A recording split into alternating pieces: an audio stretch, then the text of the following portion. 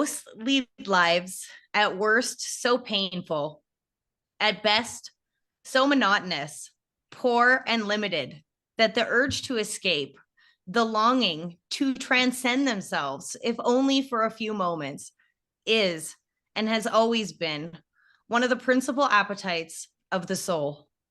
Aldous Huxley, The Doors of Perception. Thank you for joining us for our 11th episode of Sex, Drugs, and Spirituality, as we will be discussing the polarizing topic, does getting high lower your vibe? But before we get into our main topic, allow us a moment to introduce ourselves. As always, I'm Jackie Lyons of Akashic Energy Healing. And I'm Elizabeth Maria of Elizabeth Maria Unlimited. And together, we're the hosts of Sex, Drugs, and Spirituality, where we navigate the power of personal growth and self-discovery through exploration and acceptance of our shadow selves.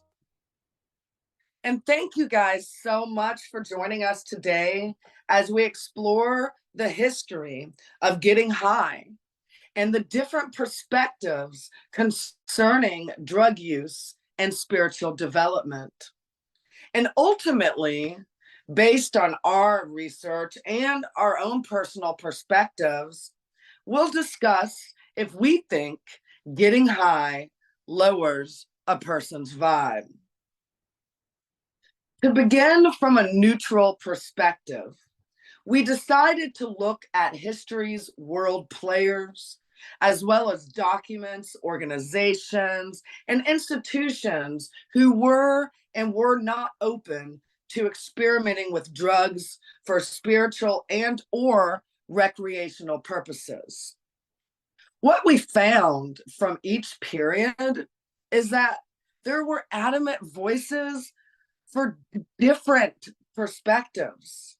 While Edgar Allan Poe drank and Freud wrote on the merits of cocaine, the temperance movement was in full swing in most English-speaking countries.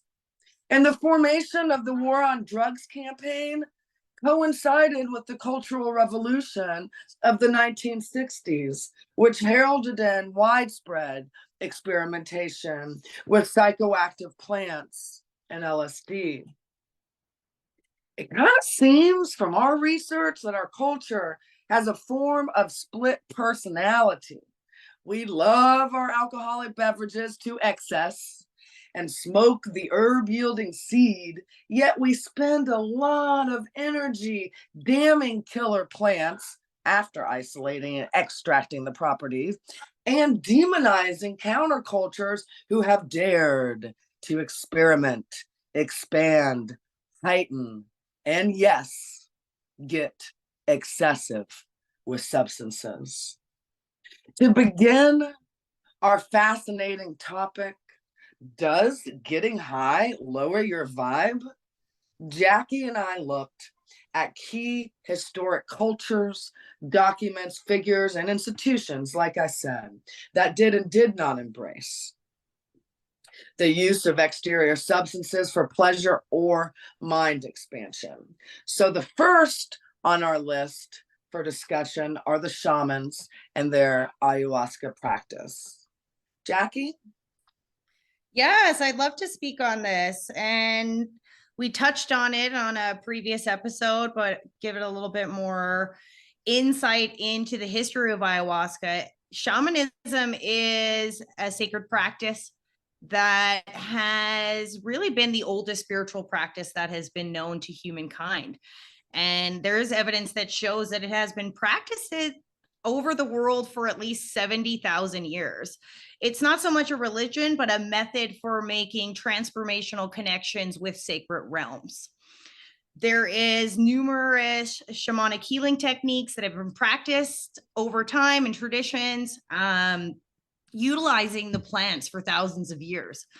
The history with ayahuasca itself, it is an Amazonian plant-based medicine that has been used for centuries, mostly in Peru, Colombia, Ecuador, and Brazil, but it has really expanded across the world. And if you guys have looked into any type of those retreats, you see that you can literally do it pretty much anywhere these days. And it's largely unknown, the full history of ayahuasca, but the way it was explained to me that I'll touch on is that the plant and the vine is conscious. It's a conscious being. It has an ability to connect through the plant to the shamans in ancient times. And it was the plant's consciousness and the connection to the shaman that was able to give the recipe of how it was to be made and prepared and then facilitated.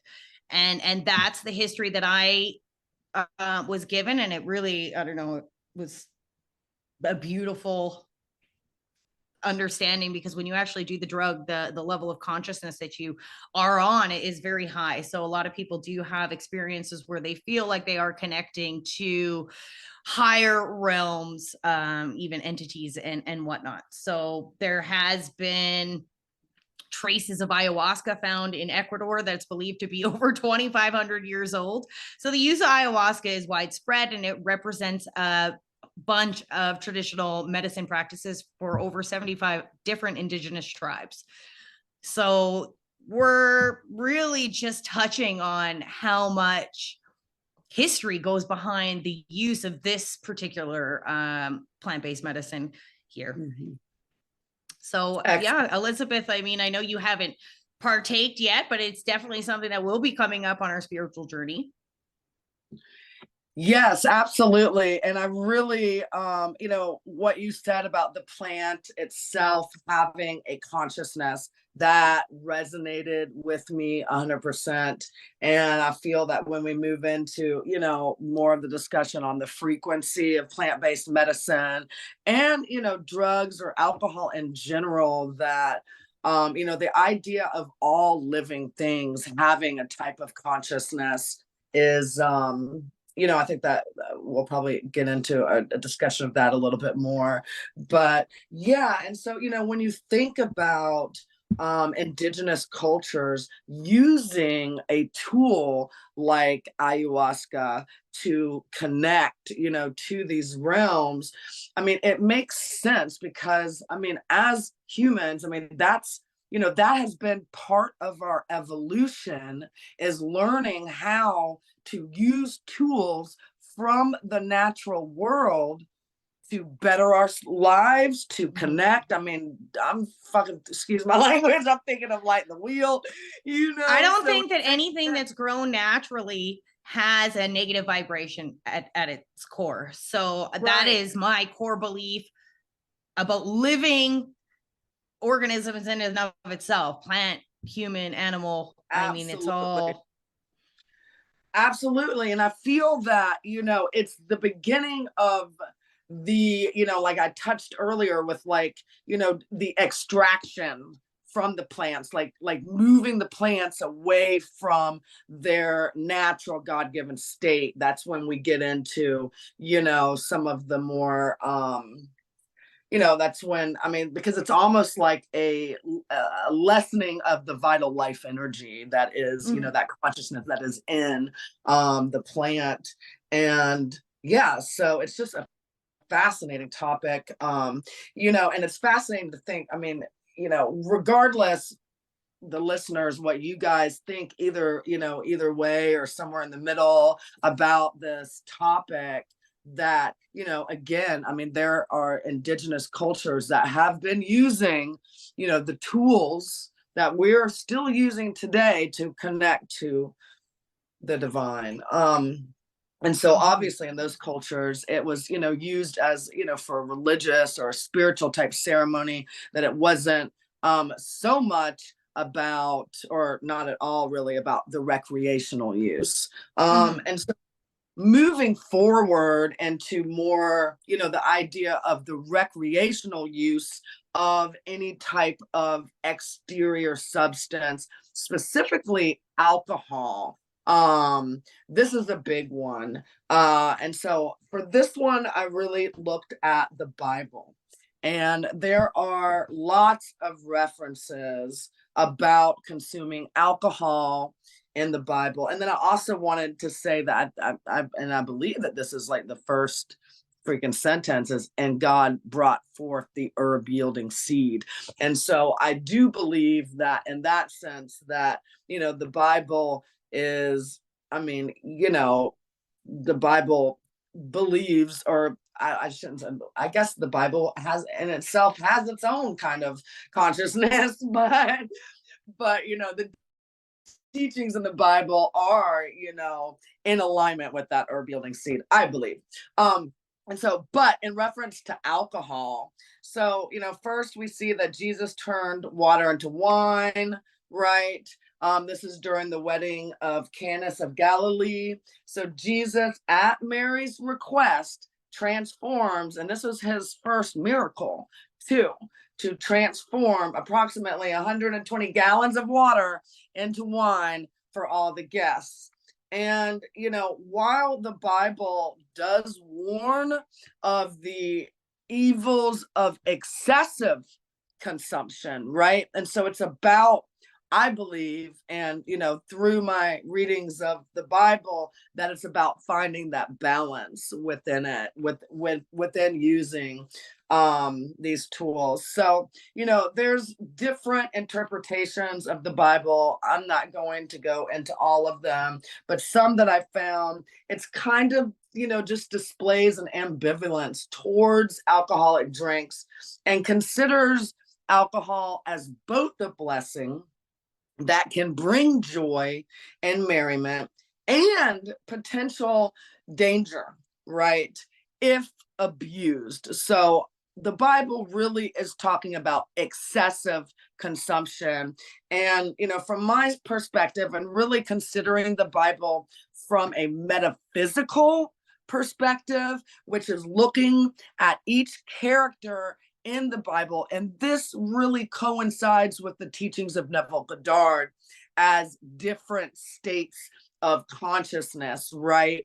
And so we can get into an imbalanced state of consciousness through excessive use, right? So a couple, let's see what we have here. So another big kind of controversy in the Bible about alcohol was concerning Noah. And a lot of, theologians that I looked at, kind of, there was a back and forth whether Noah was an overconsumer of alcohol. There's a book by James Jordan called Primeval Saints that lays forth an argument about Noah and his drunkenness that states, Noah was not sinfully drunk, but had drunk to the point of merriness and sleepiness and took a nap, right? And so a lot of people will, point to Noah as an example of excessive alcoholism because his sons found him naked or whatever. But I mean, he was asleep in his room, and there's nothing wrong with like going to sleep naked in your room. So I really liked that, that argument, that shift of perspective around him. And then, through my research on, whether, the teachings of the Bible either kind of, dismiss, uphold, or embrace the idea of using alcohol. I did find that Saint Matthias is the Saint Matthias apostle is the patron saint for alcoholics, and so in that way, the teachings from the Bibles do at least acknowledge that this can be a viable state for an individual to grow through, right? This imbalance, right? Or they wouldn't have a patron saint for alcoholics. And then the other passage that I did want to discuss is Paul's thorn of the flesh. This is in 2 Corinthians 12, right? And I see it as, and a lot of people see this as him discussing his habitual negative patterns like addiction, okay? But if we read the Bible, again, from a metaphysical perspective, as Neville Goddard suggests, then all the players in the Bible, including Paul, are states. And we, the Christ body, right, that Christ consciousness moves through these fixed states of consciousness. So from this perspective, when we discussed Paul Thorne in 2 Corinthians 12, we're actually discussing a state of mind and what God's response is to Paul's pleas, which were my grace, what God's response was to Paul's pleas is, my grace is enough for you, for my power is made perfect in weakness. And so, like, man, every time I read this line, I mean, this is one of my favorite quotes in the Bible right now, because it really, I mean, honestly, has helped me to accept my own flawed vessel, that, God power is made perfect in the weakness. So it's almost like, the idea of you have to break down before you break through.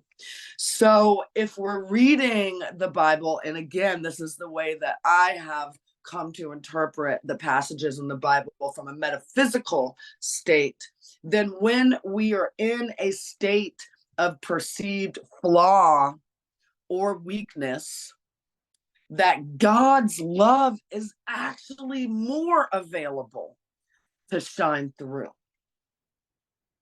And so I am really far from being a theologian, and I will say that I have thought about going to seminary, and actually after studying this for this episode, I'm like, I literally, like, last week, and I was like, I mean, actually it's been coming to me for about 4 or 5 years now, so we'll see. That's a whole nother concept. But I just really started reading the Bible as a divine tool, an exterior tool for spiritual development. And when we're thinking about tools, I mean, I believe that everything exterior from us can be used as a spiritual development tool, regardless if it is an inanimate object like a book or plant medicine or whatever, right? But again, this passage was just such a comfort for this flawed vessel. For in the eyes of God, we are made perfect through our acceptance and love of exactly where we are, right? In any perceived weakness or flaw. And so, from this perspective, it comes down to personal choice. So we have to accept whatever state we find ourselves in, and accept that state, even if it is a state of, thorns and flesh, we have to accept that as perfection. And this means all states, even altered states of reality.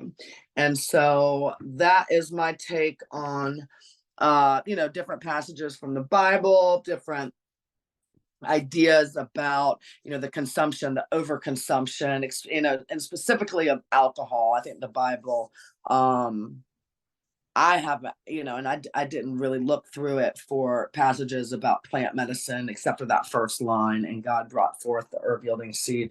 But I believe that it's all about achieving that state of personal balance. And if tools are needed, exterior tools are needed to create that balance, then the Bible is like, just accept the state that you're in and love yourself and allow God to shine through. So there we are. And then about different religions, I mean, Catholics drink, right? Catholics believe alcohol is acceptable in moderation, again finding that balance, though they overall regard drunkenness as a sin. But then Muslims don't drink, right? And both of these are Abrahamic religion, so they're really taking from the same text. I know that could probably piss a lot of people off, but just stay with me for a little bit. So for Muslims, drinking alcohol is considered forbidden, it is, harmful, it's not used, right? However, in my research, what I found was that not all Muslims are abstaining from drinking, and almost in the research again that, and I would love to hear some feedback about this, because this is a topic, especially moving into the Muslim religion, that I don't know a whole lot about, but based on my research, it seems to be more of a class distinction. So in some Muslim countries and cities, alcohol is now sold in upper scale establishments and in hotel bars.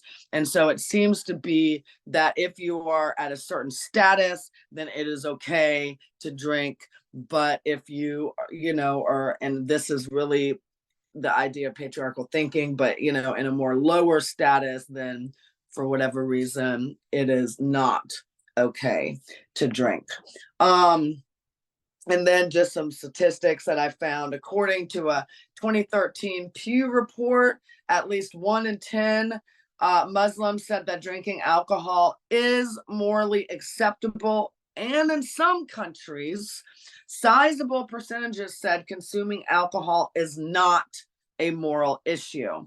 And so it also seems that, honestly, both Catholicism and, the Muslims also look at it, that it's about finding a balance with it, really finding that balance and not over consuming and not excessing on it. Now let's move into some historic moments against use and some historic players that were for use. So there's been several historic movements against use throughout time. Just the ones that I wanted to touch on real quickly are the temperance movement. So this was a movement that was dedicated to promoting moderation and more often complete abstinence from drinking alcohol.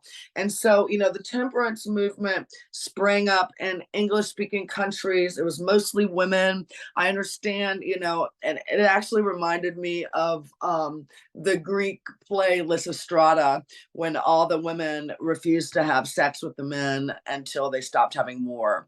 So it's kind of that same idea, that this movement was all about the women getting, just over the fact that men were excessively consuming alcohol and kind of, mucking shit up. So, but this temperance movement did culminate with America's prohibition between 1920 and 1930. Now, I will say that, from my perspective, really the only thing that America's prohibition brought in was underground commerce. And, so because that was also the rise of the speakeasies and the rise of gangsters and, bathtub gin and all that. So it seems to me that, making a substance illegal just basically makes individuals more innovative about how to freaking get it. Yeah. So again, like I said, the prohibition just created underground markets, gangsters got rich, and so we kind of shifted out of that in the 1930s. And then we have the drug war. That's from the 1970s to the current. So it's really the same thing. It's kind of like a distracting tactic. And so, the drug war coincided like in the 70s and 80s with, the CIA, FBI, literally like flooding inner city neighborhoods full of drugs that they were supposed to be fighting, right? And this is also a time that they put LSD and marijuana into the same Schedule 3 categories as like speed, cocaine, crack. And so it basically just umbrellaed everything, like any substance except for alcohol was considered like, and Schedule 3 narcotics are, ones, you can go to prison for a long time for Schedule 3, Mhm. you know, and so by putting marijuana, by putting plant-based medicines in this category, it just demonized all exterior substances except for alcohol, which, you know, studies have shown over and over and over again. One, there are more consumers of alcohol and, you know, in the world than there are drugs anyways, right? The actual population, I mean, the last time I looked of people that uh you know, that looked at themselves as drug users was less than 10% of the population. And so it's interesting to me that, you know, governments would create this idea of, you know, the horrors of this drug, you know, put it all under the same umbrella, make it illegal, spend millions of dollars trying to fight it simultaneously, while simultaneously pumping the things into the neighborhoods that they say they're going to fight, right? And then, you know, through advertisement and, you know, commercialism, pumping up alcohol and beer as the American experience, right? And so there's, you know, there's a lot of funky shit going on there. You I know, feel like, the whole time when you're talking about it, and I'm yeah, listening to a lot of the stuff you're saying, and the yeah, Bible and the wine, and then America with their liquor, and I'm thinking in my head, and I guess the thing that came into my head, like if you subscribe to the theory that, you know, Earth has kind of been guided by maybe some nefarious purposes since the beginning of time, and you see that it's in the Bible, they're giving you wine, and then they're focusing, and they're like, if licorice does in excess disconnect you from your sense of self, now I'm just seeing everything you said, like giving me like proof that that's kind of the way the world has been going ever since the beginning of yes, time. And when you laid it out like that, it's like I couldn't not hear it that way. awesome, yeah. So it's so it's a movement towards, you know, alcohol being acceptable, you know, because right, whereas like a more sacred plant medicine is not acceptable, right? Because really, I mean, they don't want us to connect, you know. There's a saying actually in the rooms, and I believe this is like Emmett Fox. I'm not 100% sure, but it's spirits contra spiritum. So it's like making that choice between, you know, the spiritual and like, and there's a reason why, you know, alcohol is called spirits, right? And so people use that a lot as a argument against alcohol. That, you know, you're making the choice to consume alcohol in replacement of connecting with the divine. Interesting. I've never heard that either. That's something to think on, that's for sure. Mm-hmm. Yeah.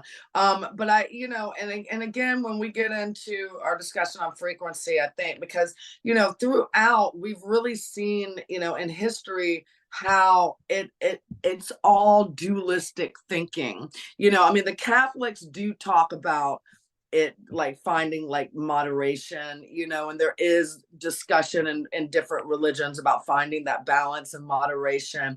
But it's really, as far as, you know, the big movements that have, you know, been created, it's very much polarized dualistic thinking, right? If you Mhm. do it, then you're damned, then you're evil, you're bad, you know. And there really hasn't been any, except for, and you know, moving kind of getting closer to where we are now with the harm reduction movement, which is really, you know, trying to Mhm. find that balance. But the huge movements, either for or against, have been either, you know, the idea of tune in, tune on, and drop out. Like, you know, if you're going that direction, then you're just going to be totally anti-establishment, totally, you know, anti-society or whatever. But you know, or you can take the straight and narrow corporate path. It's like there's no offering of a middle ground in that type of thinking, if that makes sense, you know. Yeah. And I do believe that that is a part of you know, nefarious plans, right? To keep us separate, to keep us in dualistic thinking. Absolutely. Yeah. um Interesting. yeah. And so just you know, a couple famous players that did vocally use exterior substances for either spiritual connection or recreational purposes. Sigmund Freud, I mean, he was all into his, cocaine.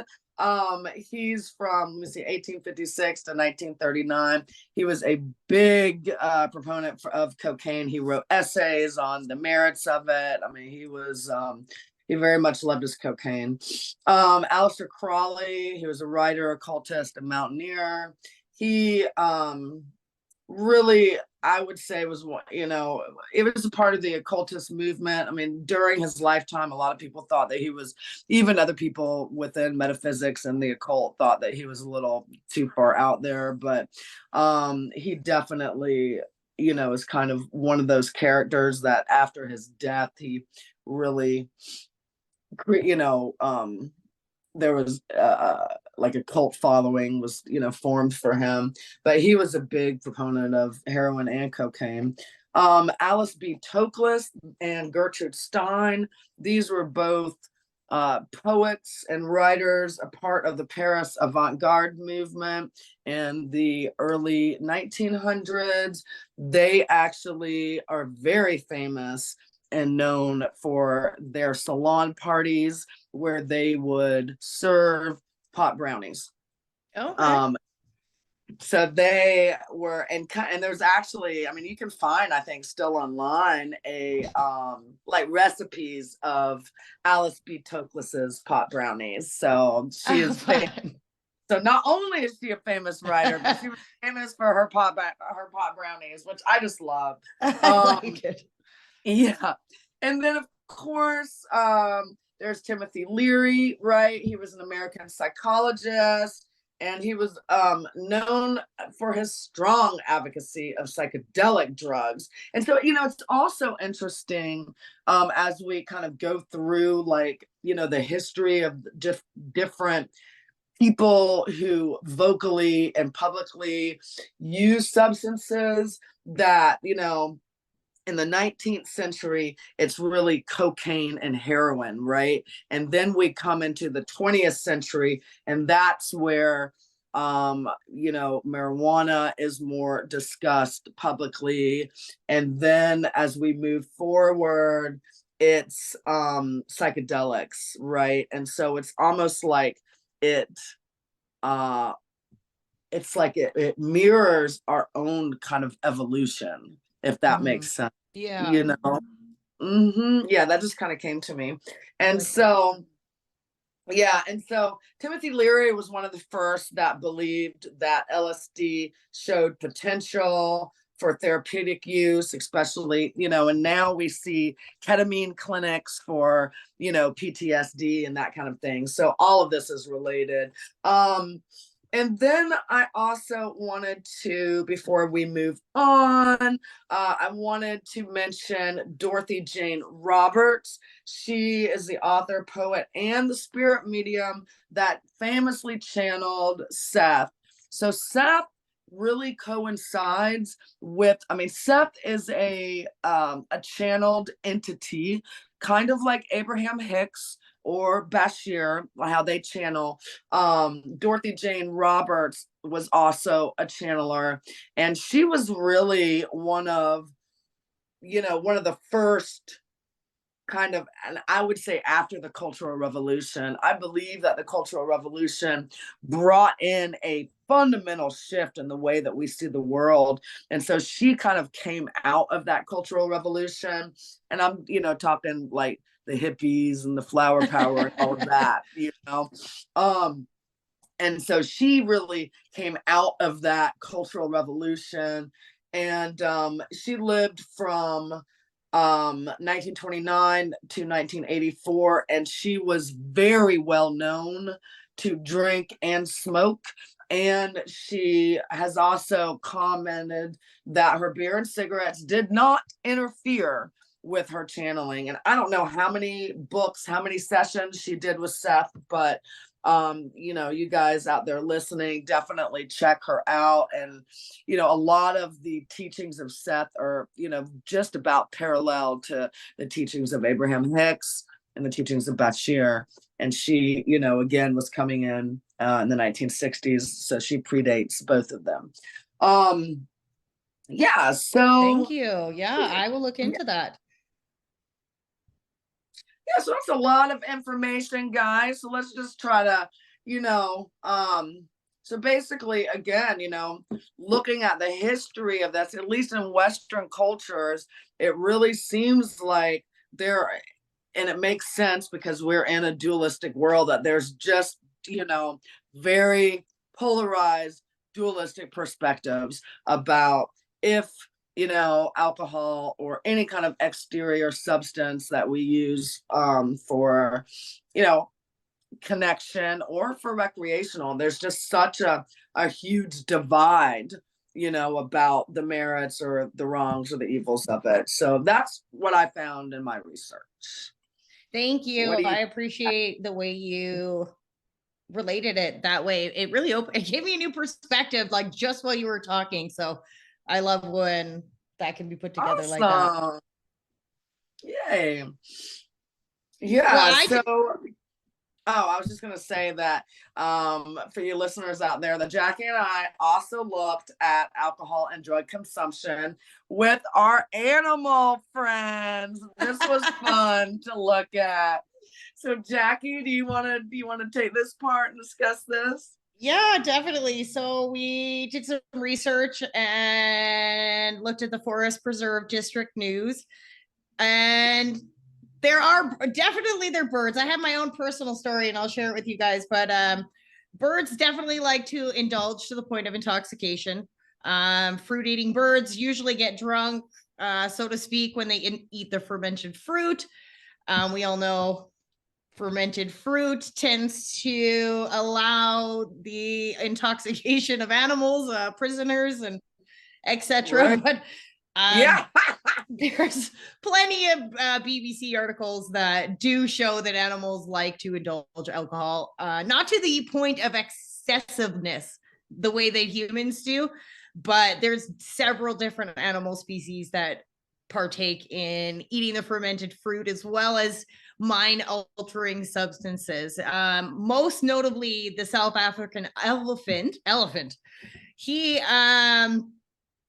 definitely gets drunk. I've actually seen a video on YouTube, and it was drunk elephants, and it was funny. Wow. But they'll head up to the tree and take the fruit and enjoy the intoxicating effects. And I just think it's so cute because we saw these monkeys when we were in the Dominican and they were drinking. They actually were drinking from the cup that somebody had left. So they knew exactly where to go get their alcohol, and they didn't have to go to the tree to get it either. So the green monkey also has been known to partake in the sweet nectar of the fruit, and as well as the cane juice. So they've developed both in a taste and a tolerance for alcohol over time.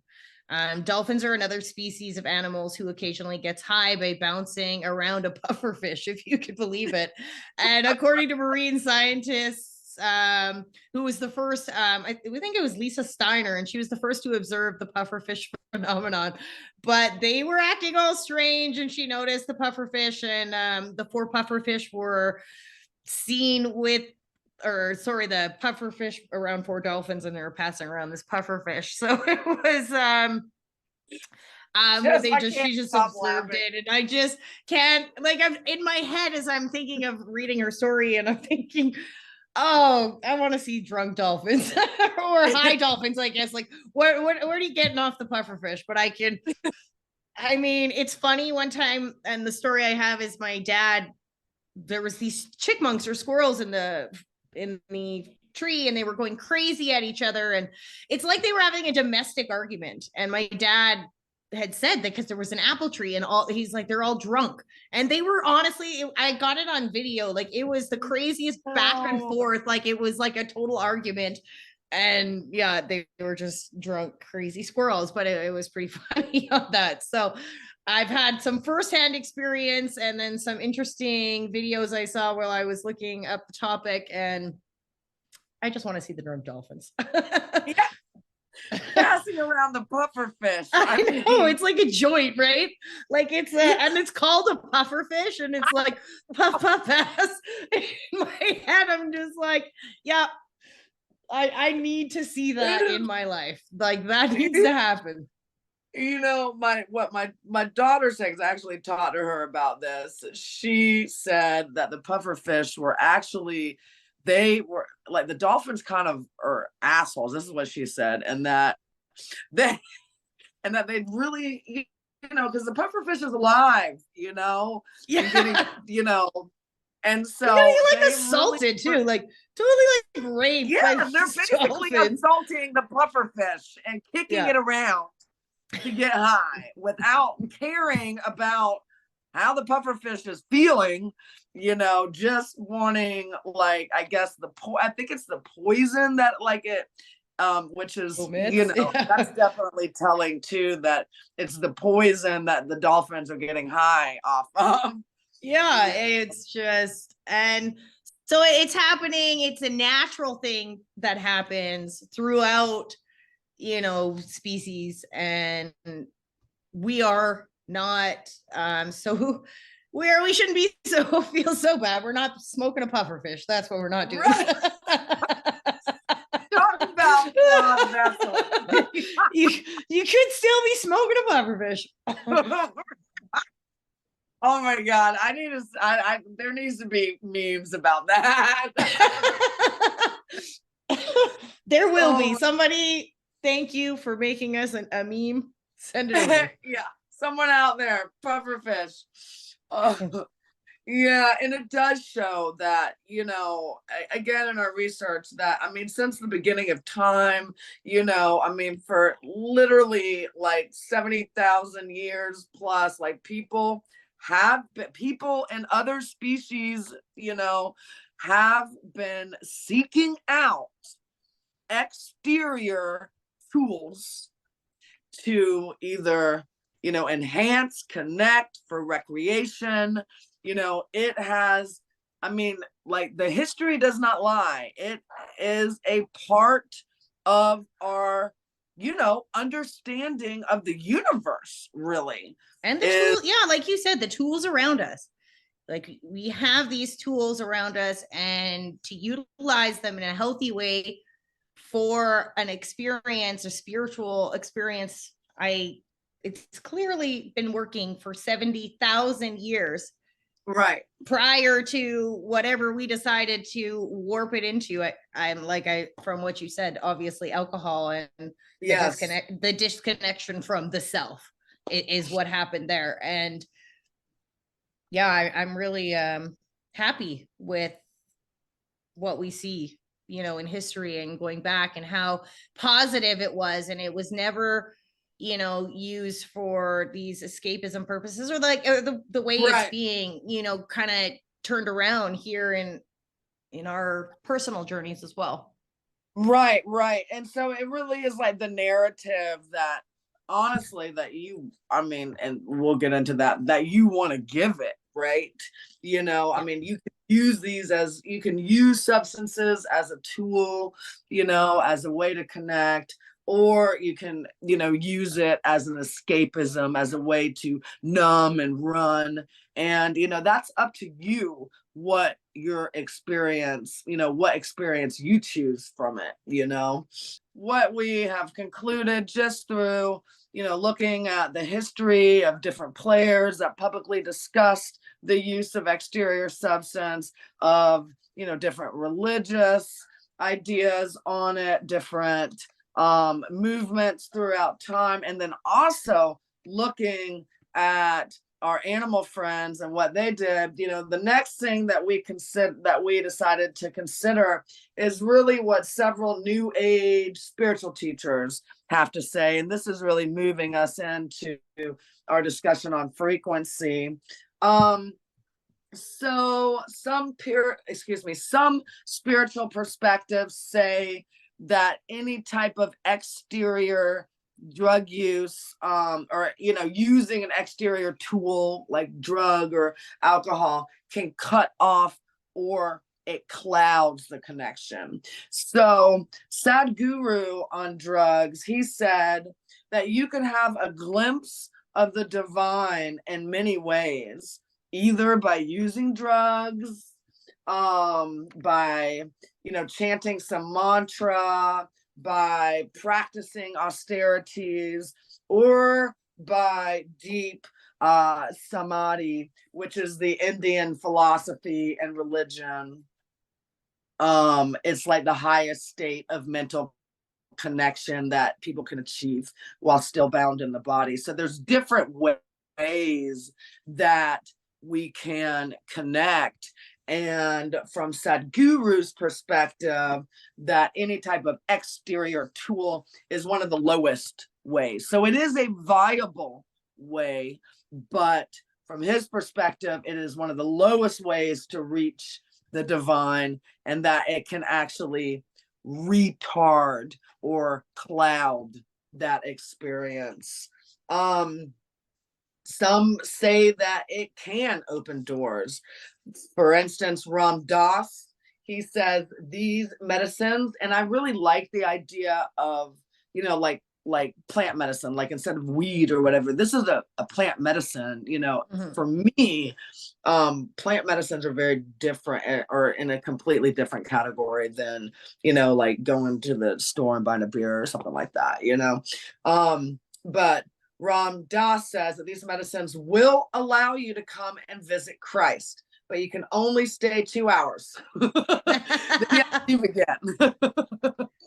And so this is not the true enlightenment, but it is, it's like a visiting, and it can be useful within the moment.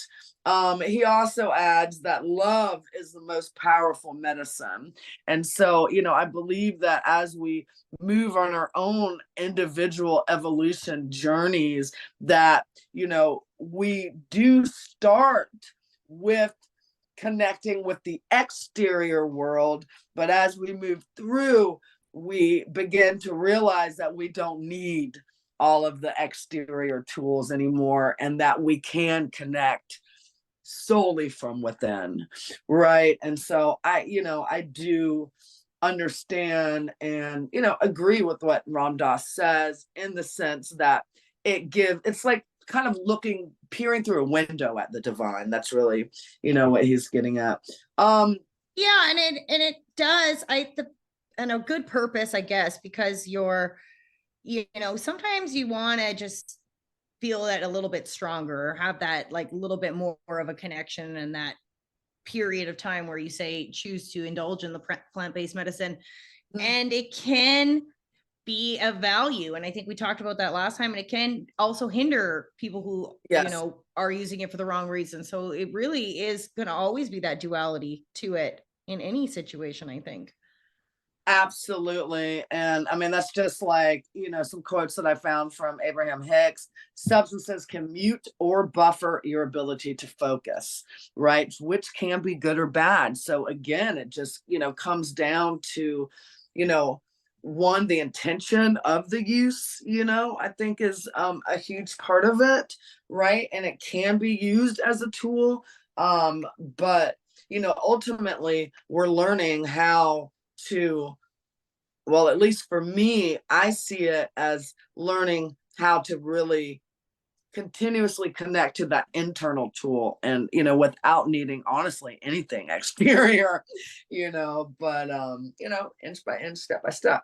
Well, and my personal view on the topic, and I'm just gonna do a little small rant about it, yes, but I honestly believe, and maybe because the path to enlightenment is a journey, a long journey, and there are people that say the only way to enlightenment is raw fruit, food, no substances, and that may be true.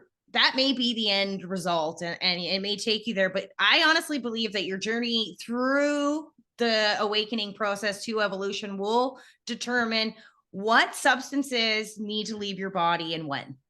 And I think it's unhealthy to believe that you can go from A to Z without going through all the steps in between, and there's no way to do that. And learning to balance and understand what substances, whether it's food, drugs, alcohol, and how they have an effect on your body, will tell you through your own consciousness and your active, awareness, when and where and how they need to go and leave your body. And the end result may very well be, raw food and no alcohol and no whatever. I don't know. I'm not there yet. I'm still going through the journey, but I honestly believe that that is the healthiest way to go about it. And you can't just have people who have had, meat or alcohol, even alcoholics. You can't just quit alcohol immediately if you've been drinking every day for the last 10 years. So, I mean, you have to really be that conscious person in your body, and you will know, and you can have deep connection,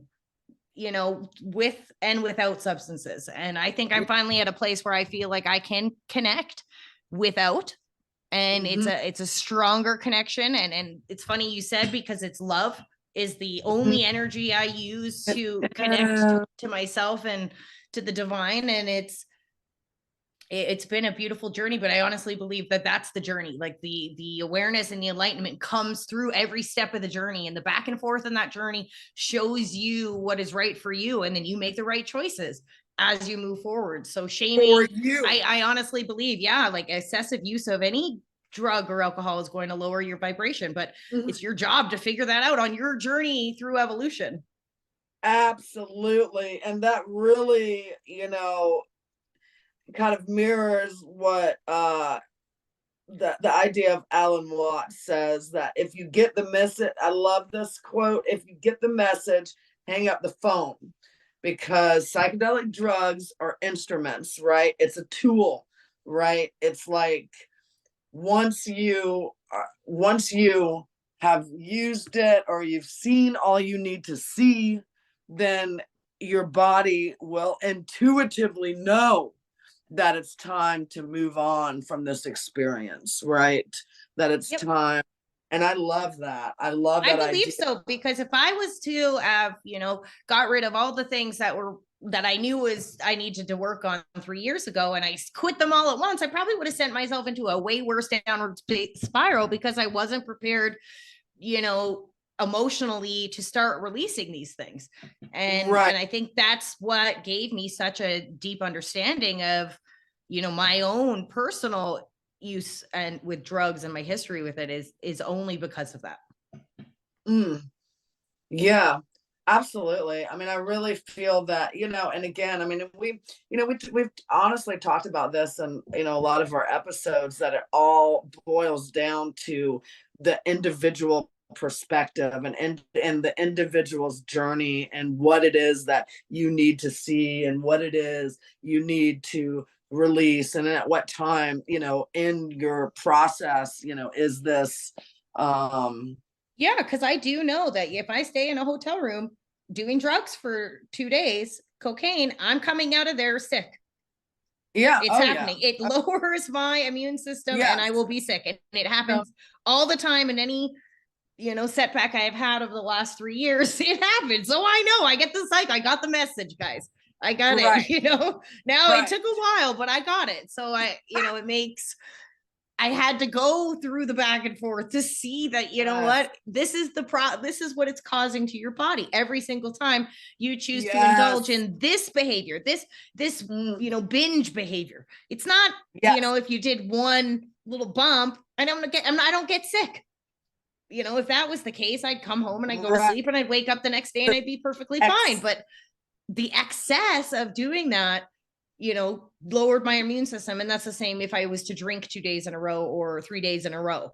All this, like one night, okay, drinking good. 2 nights in a row, okay, now I'm going to start feeling sick.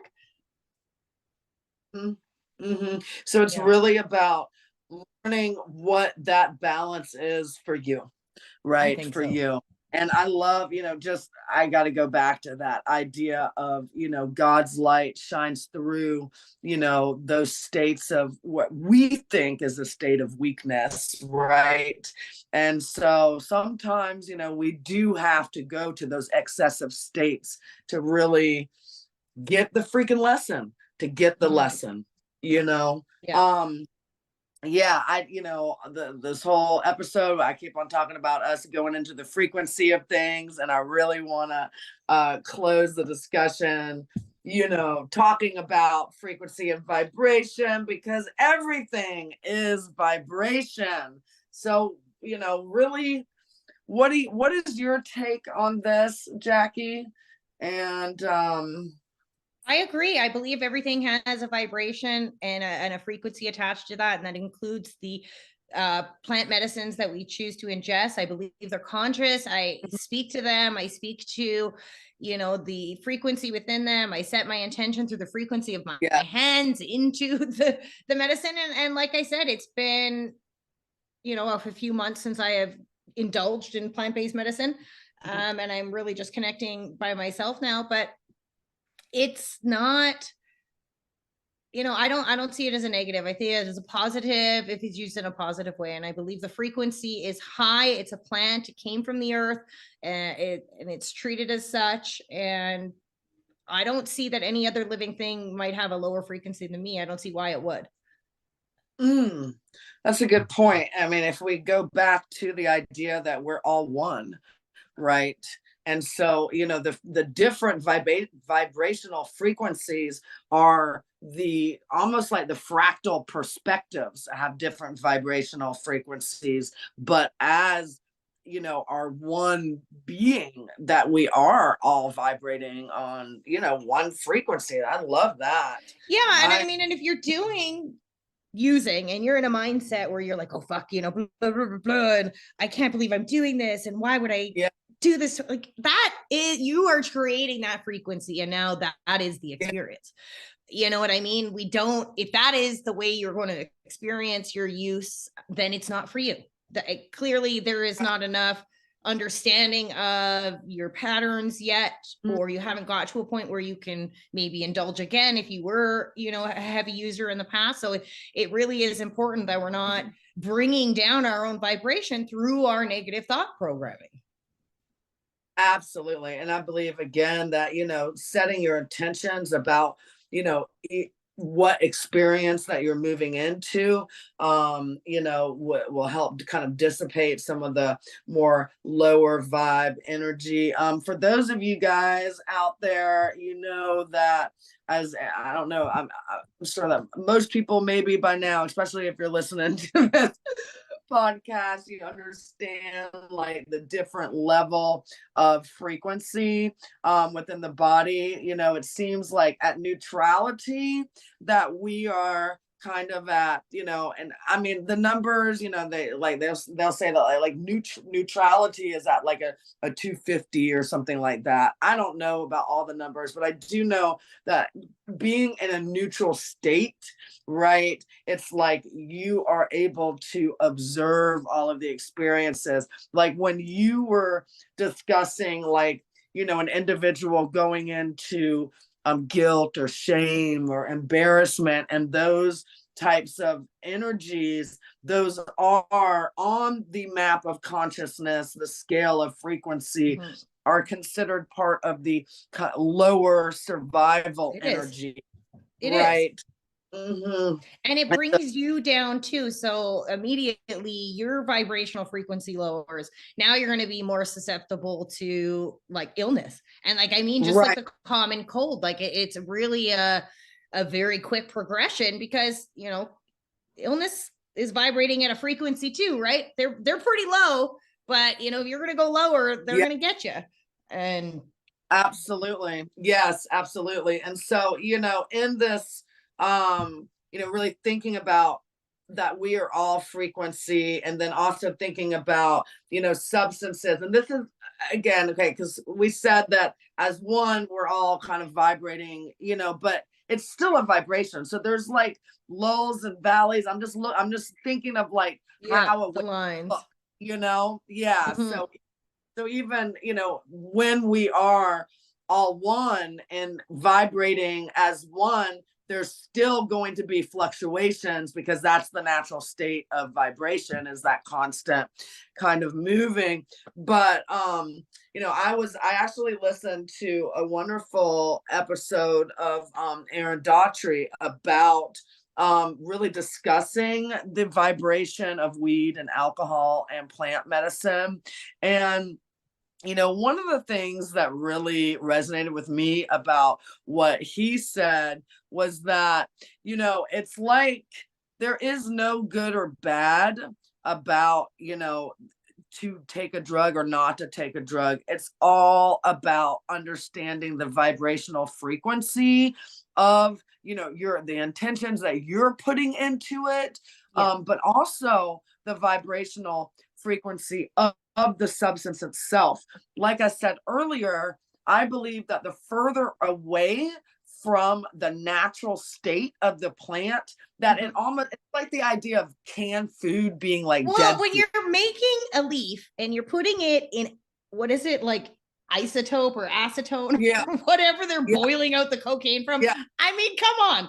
That's like an industrial solvent or some shit, right? Like, come on. It's a little, your experience with a cocoa leaf ceremony, and then a line that's probably been stepped on 1,000 times even since that process. I mean, there is a difference in that. 100%. I'm right there with you. Yeah, absolutely. And so, if you're thinking that, individuals, us fractals of God energy are all vibrating on, basically, I mean, it does fluctuate, but we're kind of all vibrating, a little bit like a neutrality, maybe a little bit higher, right? And so plant, so and this is based on what Aaron Daughtry said. He said that weed is really around like 350. And so if you are vibrating at a lower state, and you partake in, cannabis, then it can raise you up. And I believe that about, all plant medicine. So it can, but if you're already vibrating at a higher level, then it can lower your vibe, right? So again, it's all about the frequency that you're resonating at in any given moment when you introduce a substance. And then going back to what you said about kind of the end game of this enlightenment, is possibly the, just, I don't know. I mean, and honestly, it doesn't matter, because you know what? There is no end game, because energy cannot be destroyed. So there's no ending to this. And I believe that it all is just going to look. Well, nobody's going to tell me the end result of my journey. Nobody's going to tell me the only way to get where I want to go is their way. I'm sorry. I'll figure that out for myself. You're not going to tell me that and deny me of the experience of figuring it out for myself. Thank you, but no thank you. Right? A woman, a human to that. Yeah, like I don't follow that. Like I honestly do believe it's an individual's journey. So if I used to actually really want to be at the end, and I was so anxious about it. I think it's finally an acceptance of myself that every step within the journey is part of that process, and I'm going to miss it by focusing on this end result that is not even close to happening yet. Like there's so much more greatness to experience. Oh, I love that perspective. I really do, because I am also no longer in a rush. It seemed like, and maybe it's, the age that I am. I mean, that doesn't even matter. It's not. It really is in the knowing. Yeah. It's in my understanding of the knowing of my path that I just feel like, I actually posted on Facebook earlier, you don't ever fail, you always, I mean, it's always like you're either succeed or you're learning. There's no failure, and so with this process, if you're someone out there, that is navigating. And I also love, because words are power. So really moving away from the idea of struggling with this issue to navigating through this issue of, to use an exterior substance or not. If you're someone that's doing that, really it's about, I think, intention, intention, intention. And what is it that you want to see? What is it that you want to see? Because we're creating all of this. I did want to mention before we conclude that with ayahuasca and any type of plant medicine, if an individual is, like I said, like kind of in a lower vibe when they take it, that you can, and I believe this is what happened to, I think you said one of your friends, that it can bring up all of the unhealed energies that are still, stuck. My husband. Energetically, yes.